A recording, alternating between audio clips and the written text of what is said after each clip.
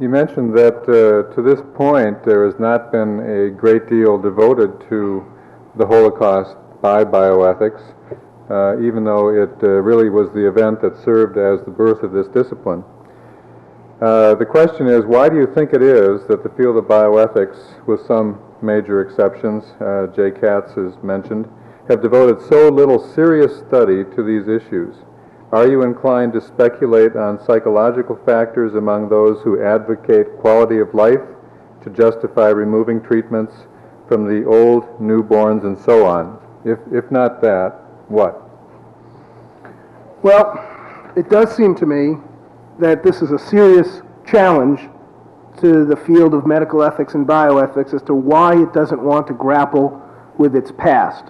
I don't have a clear, well-thought-through answer about why, and I've been thinking about it for a long time, probably since last year when I realized this conference might actually take place. I do know that about 1976, when I was back at the Hastings Center, I did manage, along with a friend, Peter Steinfels, to organize a small half-day conference on the Holocaust, and I did speak at that time with a couple of people in bioethics and a very distinguished historian, Lucy Davidowitz, and I talked with them a little bit about why it was so hard to get anyone to talk about the ethics of what happened and to have an assessment. One theme that emerged was it's dangerous, because even to talk, as I was doing, about the ethics and the defense of these crimes and torture lends credibility, lends a certain panache of dignity, and maybe it's better to let it lie and lie fallow and not even raise the prospect of somehow supporting or certifying some of these arguments. I think also there's a tendency on the part of people in American bioethics to think that Americans could not get involved, the doctors and nurses and public health people, in the kinds of activities that the German doctors and scientists were involved in. Of course, that's been shaken up by the experiences of Tuskegee, of some of the experiments carried out on chronically ill and dying cancer patients that took place in the 60s, but they have spoken to us perhaps a bit more because they are taking place in the American context. The last reason, and the one I would not like to admit, I think that when you bring these subjects up, particularly among doctors and nurses and scientists today, their backs go up and they say, we're not Nazis, and this has no meaning for us, and it is not fair to tar us with this brush. And if you work in the context of a medical school or a science department, and you have to see these people, it becomes very difficult to ask them to examine the connections and ancestry or links to this aspect of science and medicine. And I think my field has some lack of courage in trying to get this question on the table because of that reaction by contemporaries that we have to work with. There is a question bearing on this issue from the other side that states, surely there are many issues in biomedical ethics that have nothing to do with the Holocaust. Are you really suggesting that without the Holocaust there would be no field of biomedical ethics? All right, there's a hyperbole correction. Would there be biomedical ethics without it? I think there probably would be some ethical discussion and reflection. After all, there were bioethical discussions even before there were bioethicists, so even I would have to admit that grudgingly.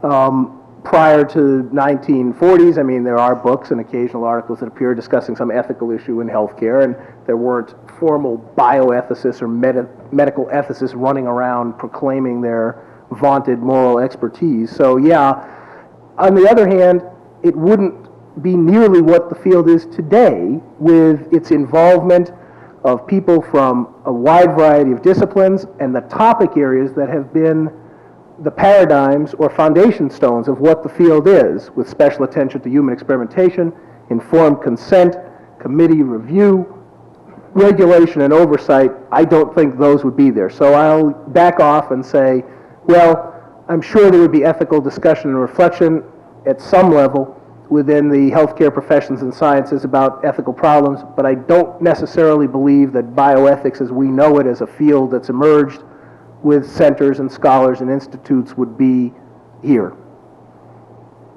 We have number 9, the missing justification. Number 9 is self-preservation of the state allows for sacrifice. Okay, I'll let you read it. Self-preservation of the state allows for sacrifice of minorities or threats to the state. I just Right. misnumbered it. Right, and number 10 was Western societies were also doing similar research. Thank you. Another more factual question. In your chronological overview, the involvement of Ernst Royden was not mentioned. Was he not both a top Nazi ideologist as well as the father of modern psychiatry? Would you comment, please? Rudin should have been mentioned, and I'll get him in the next version of this. He was the head of a parallel institute to the one that Fisher ran of psychiatry. He was a internationally renowned psychiatrist. He played an active role in the promulgation both of the euthanasia policies for the mentally ill. He believed in the hereditary basis of alcoholism. He is a major figure in the field of psychiatry and a major figure in the crimes and murders of the Holocaust, and certainly deserves a listing in this chronology. A question regarding one of the justifications, namely that war alters the moral duties of physicians and other healthcare professionals. Please comment on the U.S. decision to use penicillin for soldiers with venereal disease instead of the wounded. This is not something I'm familiar with, but... When there was a shortage in supplies of penicillin when the drug was first coming forward, there was a kind of policy choice that had to be made about who to give the penicillin to first. People on the battlefield or people who are afflicted with venereal diseases. This would have been, I think, in 1940 or so. And I don't really have a comment on it. I think that the particulars of that decision would be very interesting to examine in terms of how state interest was weighed against the venereal diseases, but I do remember enough about it to know that it was felt that more people who could battle effectively could be returned more quickly to the front by treating venereal disease than they could by treating war wounded. So that the argument was we'd get more fighting men back faster if we treated VD than if we treated people who had been wounded on the battlefield with the scarce supply. A utilitarian argument. Here's a good basic question, especially since you were establishing a framework and a list of questions for us to think about. Could you give us a definition of what is biomedical ethics? 2 minutes, please. Well, I think that biomedical ethics is basically defined by its topic areas.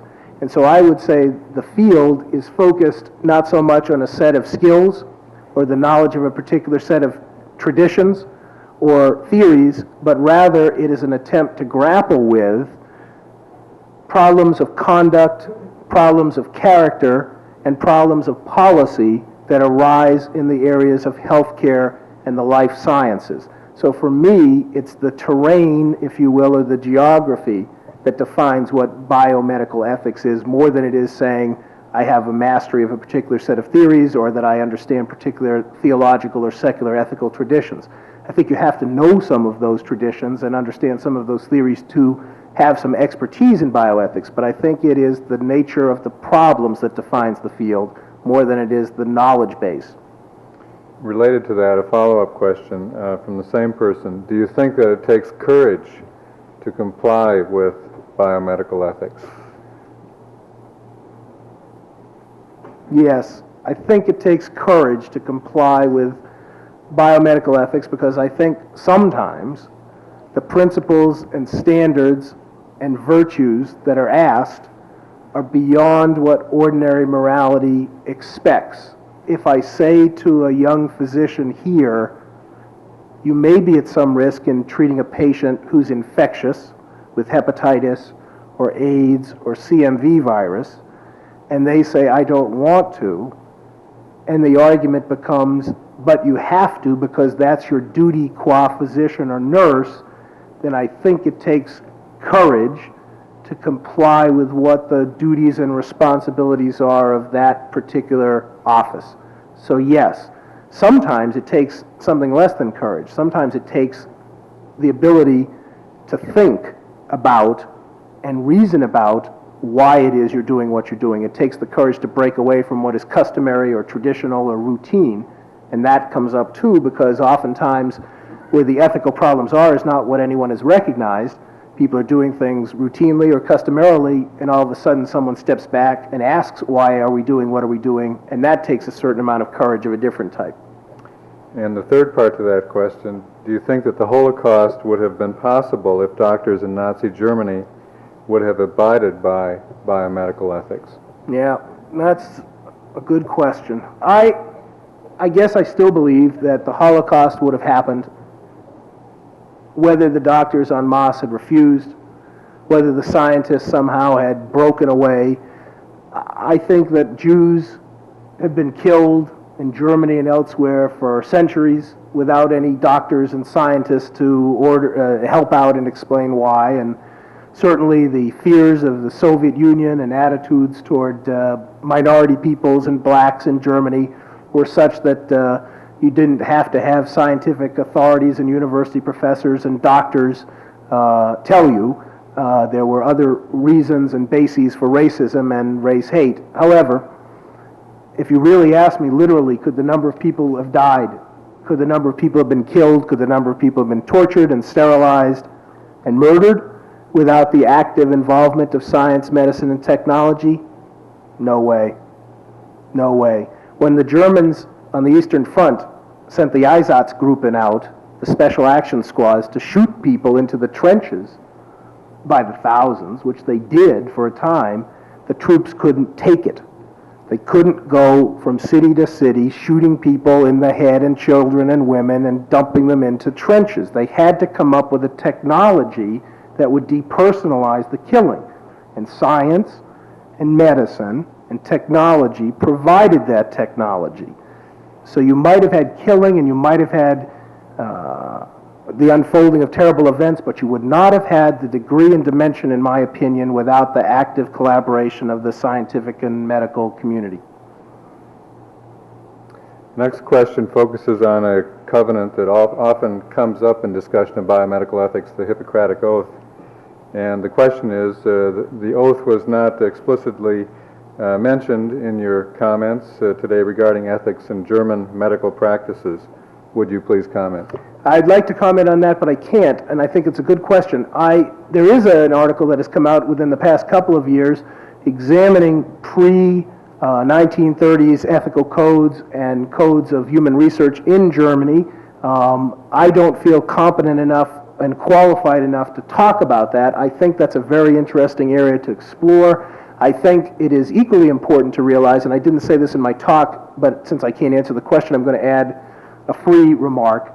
When we talk about the involvement of science and medicine in Germany with these racial theories, race hygiene theories, and views about the quality of life and so forth, we do have to remember that these were events that were not confined to Germany. In my little chronology, you'll see that the AMA in 1938, I believe it was, refused the request from blacks to become members of the American Medical Association. The Germans reported this extensively. Something like 15,000 people were sterilized in mental hospitals in the United States and in prisons from 1920 to 1930. The Germans knew it and often cited it as an example of exemplary and clear-cut thinking. There were plenty of people in mainstream science outside of Germany who were involved in these sorts of racial theories, and it's important in some ways to ask not only about the codes of the German medical and scientific professions, but also of other codes that were in place, and why some of the events took different turns that they did in Britain or the United States or in other nations, the Soviet Union too. I think that historical understanding is critical in understanding the relationship between prevailing codes of conduct, involvement in race theory, and ultimately the events of the Holocaust. So I can't answer the specifics of the German case, but I think it's a question worth raising across the board about medicine and science in the 20th century. You commented that many of the perpetrators justified their actions based on what they believed to be ethical grounds. The comment is, ostensible sincerity and belief in one's ethical own behavior is never a defense for dehumanized behavior.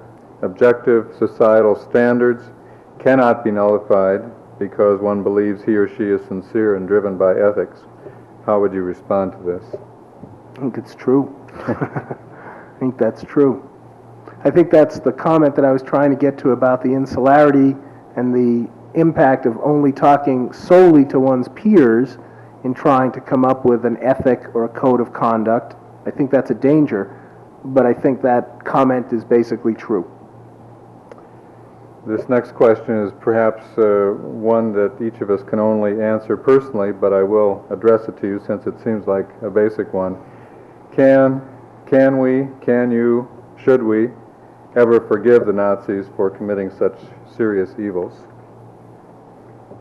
Well, I don't. I guess in part the question is, can we forgive their descendants? Can we forgive those who in some ways are their scientific and medical descendants? I don't forgive.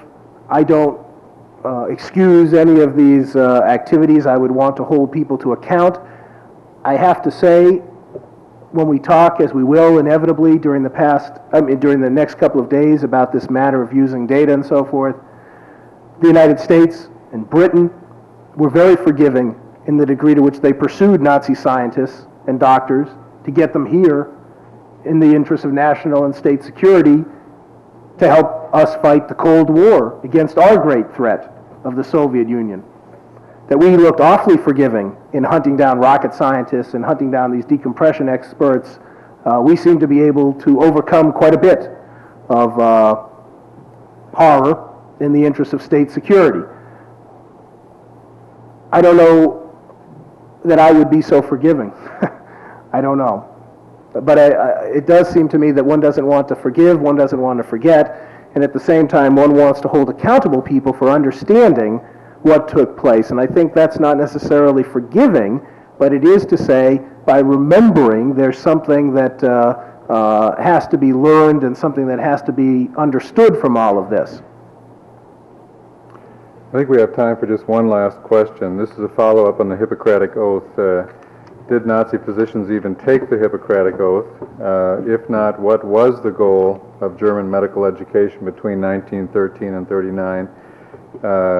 Did Hippocrates comment on war's role for physicians?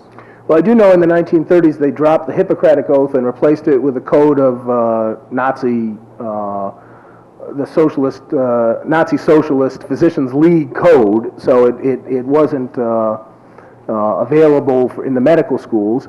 The goal of medical education, as you look in the chronology, you'll see this certainly in the 1930s in Germany, was to promulgate a definition of health and disease that extended well beyond the individual to the state, and that extended well beyond the particular, if you will, to the level of the population. What I think is true is that German medicine, in particular in the 1930s, became very caught up in a kind of holistic or organic theory of the state, which saw certain groups as parasitic, germ-like threats to the health of the enterprise. There was a strange metaphysical transformation in which medicine and doctors were seen as treating the body politic, not the individual.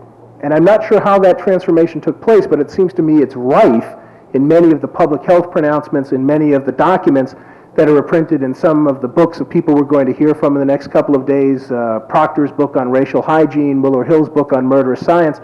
When you start looking at who it is that's supposed to be the beneficiary of medical skill, expertise, and treatment in the 30s in German medicine, it gets to look awfully much like an organic entity, the Volk, not so much the individual patient with a medical problem or complaint. Thank you very much, Dr. Kaplan.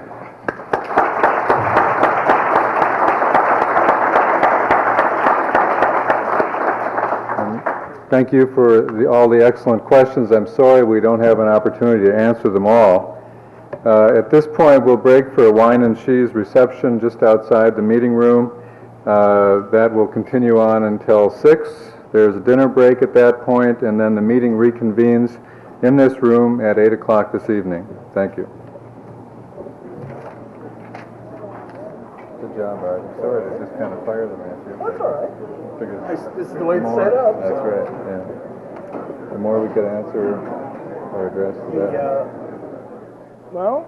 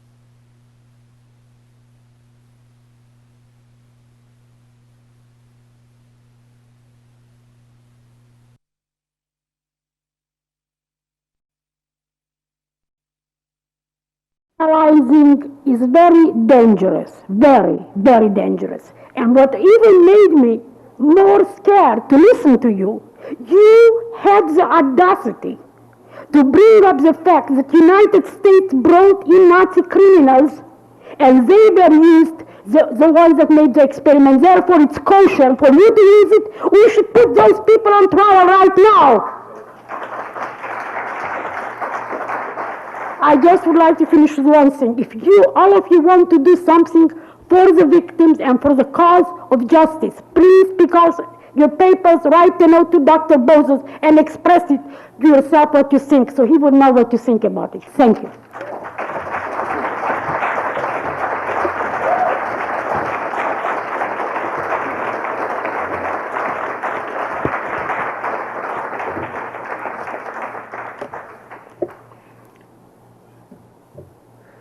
May I ask the members of the audience to write on pieces of paper you have or that you may borrow the questions that you have for the panel and Dr. Pozos. Bob, may I ask you to come back and take my chair? Could I have a 2-minute remark? Dr. Berger, I got you. Use my 8 minutes. Fine. You do this as we're gathering the questions. You know, I have to say I lost my cool because I just didn't expect what I heard. And I didn't see the paper that Dr. Pozos was going to present. I went through the data, and I'm talking about now pure science. I'm not talking about cruelty, emotions. I'm trying to talk pure science. And I'm just absolutely amazed that a seasoned scientist can look at this data and come up with the conclusion that he did. Now, I'm not going to continue the debate tonight. I'm going to get together my data, and I'm going to present them tomorrow in a pure scientific way. But I'd just like to put up one slide, and this shows the opinion of one of the high German generals of the report prepared by Dr. Asher. These are the hypothermia. Can I have that last slide? Oh, I'm sorry. No, no. No.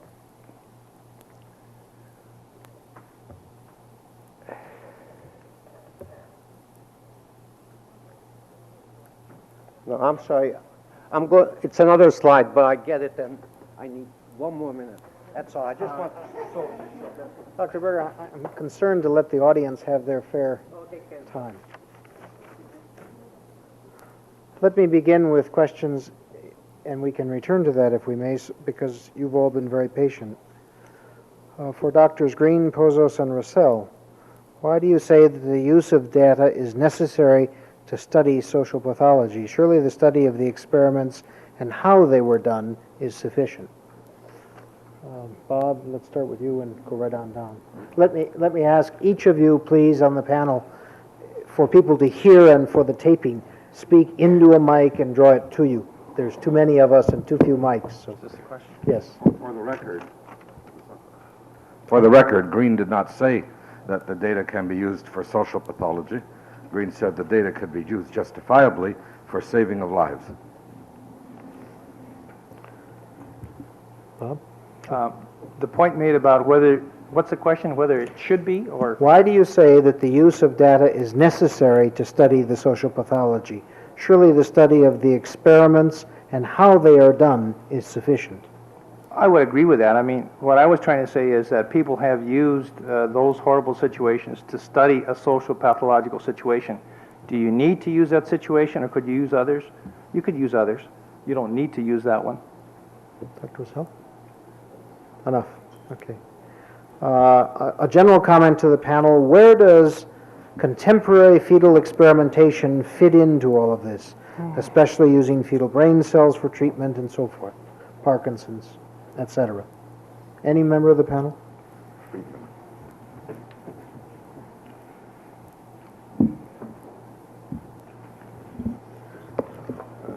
Very quickly, in some respects, philosophically, analytically, on an extremely abstract level, the same kinds of questions can recur.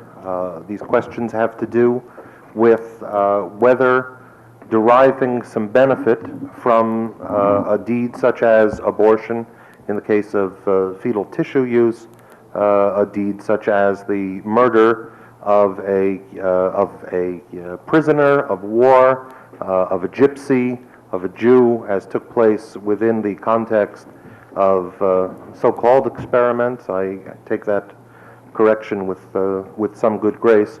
Whether that can be used. This is true. There are resemblances at an abstract level. There are important differences and not necessarily conclusive differences in that the issue of fetal experimentation has to do not with an enterprise which is gone, hopefully never to return, but rather with an enterprise that is very much with us at the present time, namely very wide-scale abortions in Western countries. I would like to comment on that. I am very, very upset by many people who try to compare abortion to the Holocaust. Abortion is done usually by a person willingly, and it's part of her body to do with it as she pleases. If whatever she, that's first of all is voluntary, and using even fetal tissue from the embryo, it can be used because it's donated by the person in whose body it was. It is a voluntary action. We never had the opportunity to have a voluntary action. So there is a definite difference. Anyone else? Yeah, I would also like to comment this, because I think that it all depends upon whether you can really say that the fetus has an equal status as an adult.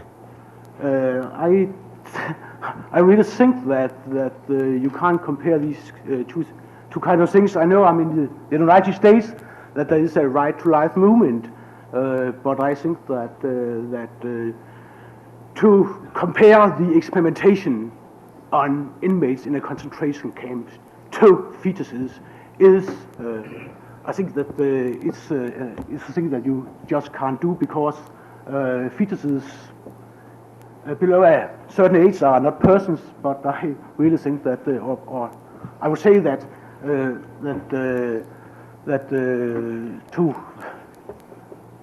say that to compare these things, I think is quite wrong.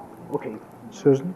I agree basically with Dr. Russell that the comparison cannot be made between the suffering of the concentration camp inmate and the fetus. However, in regard to the use of fetal material, again, It depends on, first of all, how was the fetal material obtained, under what conditions, and was there, quote, informed consent.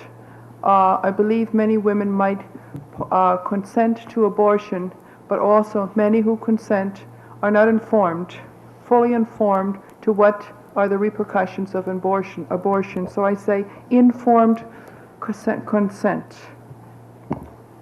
Thank you. Okay. I'm sorry, I have many. Dr. Green, the question is, I am confused. Are you for or against using the data? Yeah. Well, you're confused because I'm confused. I say again, if the data can in any way be used in the saving of life or the returning to health of an individual, the data that have already been obtained and are available, then I do not think it serves any purpose to suppress those data or to ban them or to burn them. This does not in the slightest imply that the obtaining of these data can be justified in any way. Did I make myself clear that? Did you understand? Okay. And the follow-up question is, would the panel respond to Dr. Green's position? Please. Dr. Green, without meaning to be disrespectful, I think that your position is that as long as it will save human life, well, let's sanctify the Nazi experiment. I don't care if you are saying you're not, you cannot be on both sides. You have got to be or for or against. And I do not care what the halakha is saying. And I do not care what one rabbi says, because there might be 10 rabbis who will interpret it completely differently. Therefore, you have got to have a conscience, and your conscience has to tell you yes or no. You cannot be for and against. Anyone else on the panel? Susan? Concerning rabbinic opinion, I too searched out the opinion of my rabbi, who is Orthodox, who has exactly the opposite opinion, Dr. Green. So, but I did check up with a certain rabbi in New York who has spent most of his rabbinic studies in biomedical ethics. And to date, there is no official position yet within the Orthodox community on what is to be done with the data. It just hasn't been dealt with yet sufficiently. However, concerning the data for strictly to use life, Dr. Green, I'm not against it as such, but I want to also look upon it as realistic. Your statement is idealistic, totally idealistic. How on earth are we going to use the data just to save life? What are we going to do? Reach into a box that no one has studied previously and we say, aha, we're going to use this data to save this life over here. In order to use the data to strictly save life, first of all, we're making a statement about mankind, which I don't have quite that much confidence in mankind, not 44 years later. Within a country which has one of the highest crime rates, one of the highest capital punishment rates, and I don't have to go on. I don't have that much. Sure, there are many good scientists. There are also scientists who are out to make something for themselves, whose main goal is selfishness. Who is going to control? Who is going to be the controlling force to keep anyone from misusing the data, from misusing it or using it for selfish means? I already know that scientific Nazi data has been used.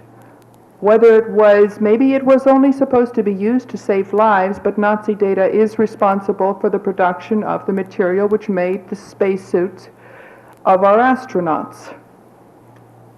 I shivered when I found out. Now you see, someone got a hold of it and used it, certainly not to save life, unless we say to save life, well, if we send our astronauts into outer space, they would die if they didn't have the material, this particular material. I suppose we could say we used it to save life, another way of looking at it. The thing is, it just can't be controlled. But if there was a way of controlling that, yes, but it can't be controlled. either at the end. I guess the one scenario that continues to haunt me, suppose someone we knew, a close relative, a spouse, a child, a sister, a parent, his life hung in the balance. What would we do? I quite frankly don't know. It's a very difficult question, and I don't know the answer to that. But I have to say that after sitting here for a day and a half, I really sense that and believe that the data collected are totally invalid. But that one scenario keeps coming back to haunt me, and I'd like to hear other people's views on that. Angie? It was my daughter that was laying on her deathbed today. I have 3 children. I've lost one. And I'll honestly say this in front of all these witnesses, and I love my children dearly. If my daughter was laying on her deathbed today, and she would live with the use of data, someone else's data, I would not allow her to use it. And I don't mean to be a murderer, because by opening the books to the world, not only maybe I would save my daughter's life, but who knows how many I might kill. Very briefly, I think I want to comment about how disturbed I am at the level of passion and at the fact that arguments have moved to the point where each person is attempting to outdo the other's passion and deep human feeling. I think we all here have come because we feel deeply about the events of the Shoah. I think that nobody would be in this room did he or she not feel that way. It seems to me a poor means of ranking choices that need to be made. And what my concern is at this point in time is what happens next. It's a poor way to rank choices on the basis of how deeply one person or another person feels. I respect and understand Susan Vigorito's feelings. I respectfully submit that the answer is not whether she would use this in her own family, whether she would want a member of her own family to use this, but whether she would be prepared in good conscience, whether in fact she should be prepared in good conscience to go to another family and say that her deep, sincere, genuine, ineradicable pain should stand as a bar to use of data if, by hypothesis, this could help that person. When Dr. Katz was speaking last night of different perspectives, I think that from my point of view, within the university, within the hospital, certainly the perspective that bothers me the most is the perspective of patients who are there now before us. The reference to Dr. Green's mention was Choleh shel fanenu, an ill person right before us. I think that there are, in my mind, necessary, unalterable demands. I have to come back to my original interest in this whole issue. My feeling was that if we can prove that the science is useless, then we avoid this tortured debate, and that we don't have to discuss whether should we or should we not use this information. And that was really my major interest in this whole issue.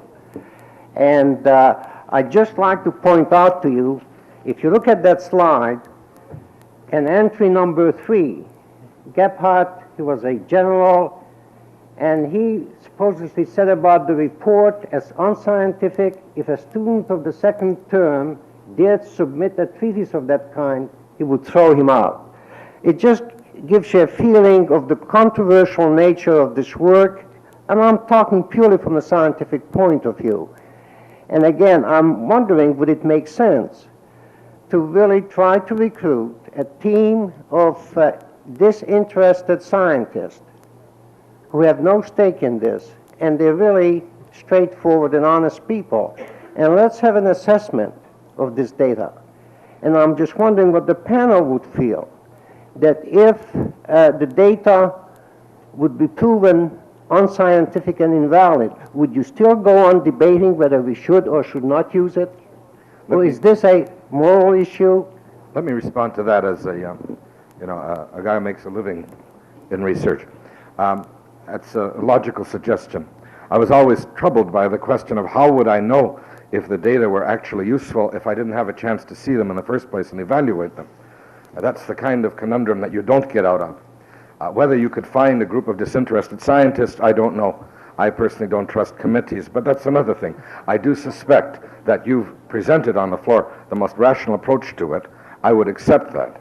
If a panel of my peers were to actually review the data and say the data are not good, they cannot be used, they are invalid from a scientific point of view, then the debate, as far as I'm concerned, is over, because the solution is there.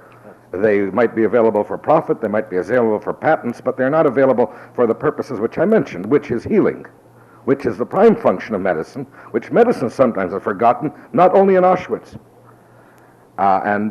This is where the halacha actually gives the permission to use stolen, immoral, and whatever type of data in order to promote the healing. And if someone will tell me that if the data are not good, then that's the end, as far as I'm concerned. That's reaction of this panelist. Sure. Wait. I'm sorry. We've got more questions than we can handle, and I want to briefly comment on that. There's another slide you had up there, I think, that talked about John Hayward, who wasn't mentioned either. And you can have a committee of scientists do it, and I would welcome that. I would submit, though, that the people who are most knowledgeable about hypothermia work in the world are the ones who have used the data, are the ones that I commented on. And the one, John Hayward, is the other one. It's a good idea. It should be done. Don't take my word for it. I really mean that seriously. But the scientists who have been doing the work even before I began are the ones who looked over this data and said, regretfully, that it was valid. That's all I'm saying. This is my last statement on this issue. You do not need a people who know about hypothermia. You need a group of people who know about scientific method. No, and I they have no will question. throw this whole thing out. I think you get another group of scientists together, and I'm sure I'd welcome that discussion. Let me read this question because it comes from the audience and pertains to the discussion at hand. Instead of arguing about the use of Nazi data 43 years after it has been, quote, lying around, unquote, would it not be more ethical and more scientific to request that the basic principles of this research be done on animals through using paradigms, and can't lives be saved with what has been learned of subsequent data beyond the Nazi era? The writer says, you haven't convinced me that this data is so unique and has to be used. Any comments from anyone on the panel? Well, one of my points is there was a tremendous, massive amount of data that were collected over the past 45 years, and there's nothing unique about this information. There is a German publication from 1943. I forgot the name of the scientist. They did extensive experimental work on hypothermia on dogs. As you look at the paper, it looks like it has good science, good method. This Dachau business just doesn't compare scientifically to that paper. And interestingly enough, I read the transcript actually last week from Dr. Alexander's collection. It's stored at the BU Library in Boston. And there is a transcript of the discussion of the November meeting in Germany, November 1942, on these Dachau experiments. And this man, I forgot his name, got up, which I thought was extremely courageous, and said essentially, I produced the identical data on dogs. I don't see any major difference between the human and the animal data. There are minor quantitative differences, and I don't see the need. This is in Germany in 1942. I don't see the need for the use of human beings for this kind of an information. So there is a great deal, a huge pool of information. I bet you there must be about 6,000 papers written on hypothermia in the last 40 years, if not more. That's incorrect. There have not been that number of papers because I know all the literature in the world on that, my friend, and that's not correct. Number one. Number two, I want to apologize to the audience relative to this bickering over data when there was the other issue that the speakers raised here. It was a very difficult discussion, and I would prefer to have the discussion as scientist to scientist relative to the data separately. But I assure you, number one, that there hasn't been 5,000 pieces of literature since 1942. Number two, the data gathered from animals, regretfully, is not the same as what you get on humans, because I've done that experiments myself. And I want the audience to understand that the reason of the dilemma is because a human is unique in terms of temperature regulation is not the same as those animal experiments. For those who express contempt for Dr. Pozos, the writer says, many of you express that using the data to save human life today is the only use for the data. Yet you apparently do not feel that Dr. Pozos should be allowed to utilize the hypothermia data as such. Is this a hatred or prejudice against scientists? I interpreted his talk as a validation of the data, certainly not a justification. How can Eva Kor justify saving her sister and not mine, because my sister never suffered? I would say, no, I cannot justify you saving. I volunteered, and you are asking, but I did not use anybody's body for it, nor was anybody else dying for my sister's saving her life. But I would, as I am sitting here, it becomes to me something very clear, and I want to thank Dr. Green for that, that you are talking, most of the people here on this panel, except Susan and me, you are making a living at research. Susan and I almost died in research. That is a different scope. Maybe if you scientists would have at times some human input, then the brutality of the science wouldn't go as far as it went in Auschwitz, because this is what exactly was lacking there. It was pure, that's what they thought anyway, the Mengeles and the others, that they were using science for the sake of mankind. That Mengele just, if you are using only science today, many colleges, from what I hear, do not teach enough humanitarian courses. Science has to be tempered by human values. And those human values obviously do not come in the pure scientific form. Therefore, there has to be somebody else who would help you, kind of remind you, these are human beings that you are dealing with. And in case, if your sister needs to be saved, try to find somebody else alive that could help her. I helped mine.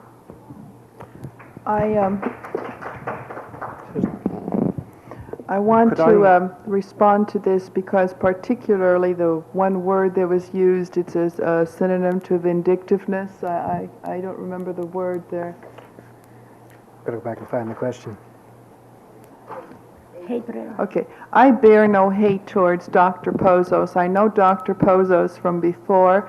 We had a good time in Detroit once before in an interesting debate. I merely say that I have a deeper sense and a more accurate sense of the actual evil and the intrinsic evil that is behind the data. This is the whole debate here. It isn't this data is better, that data is better, is it scientific, is it not scientific? I couldn't tell you if it is or not because I've never seen it. During my early years of childhood, maybe I should mention that, when I was in Toronto Children's Hospital, doctors were trying to help me. I have a serious central nervous system disorder as a result of Auschwitz. This data was not made available for me.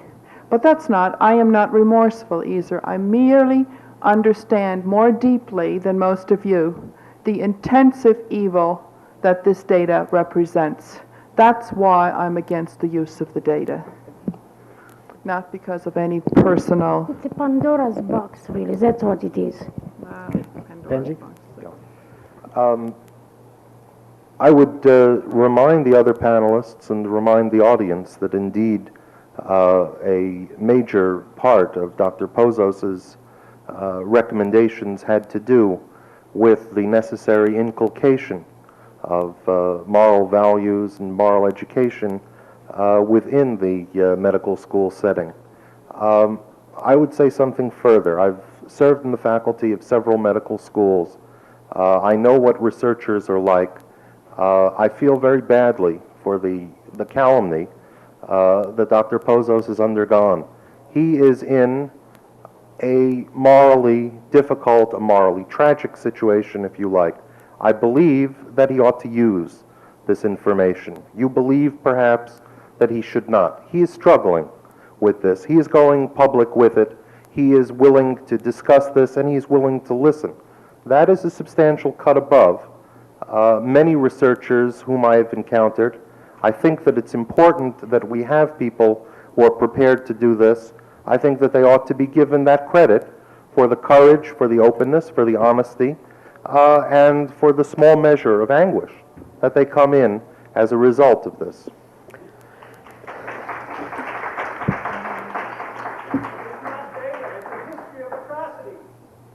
Ladies and gentlemen, when Arthur Kaplan asked me to moderate this panel, I knew it would be a long and difficult evening.